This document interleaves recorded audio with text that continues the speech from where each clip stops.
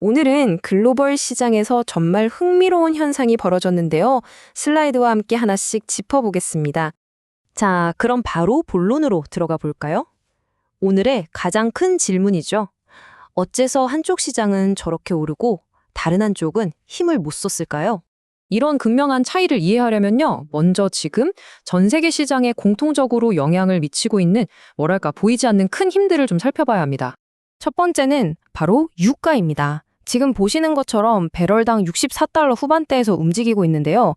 이게 왜 중요하냐면 오페크의 생산량 조절 얘기랑 지정학적인 불안감에 계속 맞물리면서 정말 팽팽한 줄다리기를 하고 있거든요. 자, 이렇게 시장이 불확실해지면 투자자들은 자연스럽게 어디로 갈까요? 그렇죠. 바로 금 같은 전통적인 안전자산으로 눈을 돌리게 됩니다. 이럴 때일수록 더 빛을 발하는 자산이죠. 그런데 재미있는 건 그렇다고 해서 위험을 감수하려는 심리가 아예 사라진 건 아니라는 점이에요. 보세요. 비트코인은 ETF를 통해서 자금이 계속 들어오면서 여전히 10만 달러를 훌쩍 넘는 강한 모습을 보여주고 있습니다. 자, 그러니까 지금 상황을 정리해보면 핵심은 이거예요. 투자자들이 한쪽에서는 전쟁 같은 분쟁에 대한 공포, 또 다른 쪽에서는 에너지 가격이 뛸 수 있다는 충격, 그리고 연준의 금리 정책이 어떻게 바뀔지에 대한 고민까지 이 모든 걸 동시에 머릿속에 넣고 저울질하고 있다는 겁니다.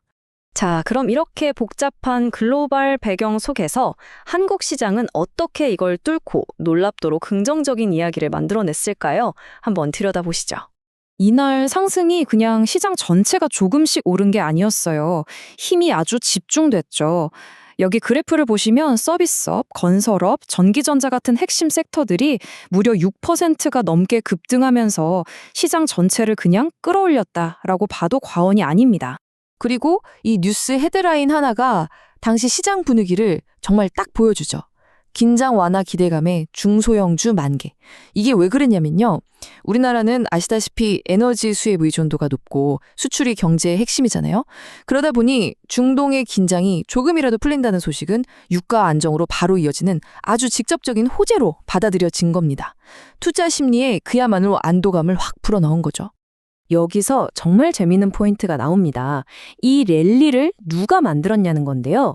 글로벌 투자자들은 오히려 리스크가 무서워서 돈을 빼고 있었는데 이 모든 매도 물량을 국내 개인 투자자와 기관이 다 받아내면서 상승을 이끈 겁니다. 그러니까 외부 요인보다는 지정학적 리스크가 해소될 수 있다는 이 긍정적인 신호 하나에 훨씬 더 크게 베팅한 거죠. 자, 그럼 이제 태평양을 건너 미국으로 가보겠습니다. 똑같은 글로벌 상황을 두고 미국 시장, 특히 기술주들은 왜 완전히 다른 반응을 보였는지 한번 살펴보죠. 미국 시장의 분위기는 한마디로 무겁다고 할 수 있습니다. 일단 유가 부담은 계속되고 있죠. 그런데 여기에 더해서 모두가 기다리던 금리 인하라는 희망이 점점 더 멀어지고 있다는 불안감이 시장을 짓누르고 있는 겁니다. 그러니까 미국 투자자들 입장에서는 저 멀리 중동에서 들려오는 뉴스보다는 당장 우리 기업들의 비용, 그리고 내 대출 이자와 직결되는 연준의 금리 정책에 훨씬 더 민감할 수밖에 없는 거죠. 지금 시장의 불안감이 어느 정도 수준인지 제대로 알려면 분석가들이 거의 매일같이 확인하는 아주 중요한 기술적 지표를 하나 알아야 합니다. 바로 200일 이동 평균선인데요. 어렵게 생각할 것 없이 그냥 시장의 장기적인 힘, 그러니까 시장의 체력을 보여주는 일종의 건강검진 수치 같은 거라고 보시면 됩니다. 그런데 문제가 뭐냐면 바로 이 중요한 선, 이 200일선이 무너졌다는 겁니다.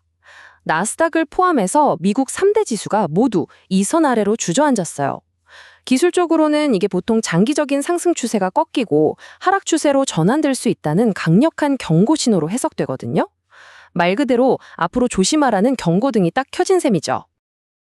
자, 이렇게 시장 분위기가 한국과 미국에서 완전히 다른데요. 그럼 앞으로 우리는 뭘 지켜봐야 할까요? 다음 주가 아주 중요해 보입니다. 다음 주에 발표될 미국의 주요 경제 지표 3가지에 모든 시장에 관심이 쏠릴 겁니다.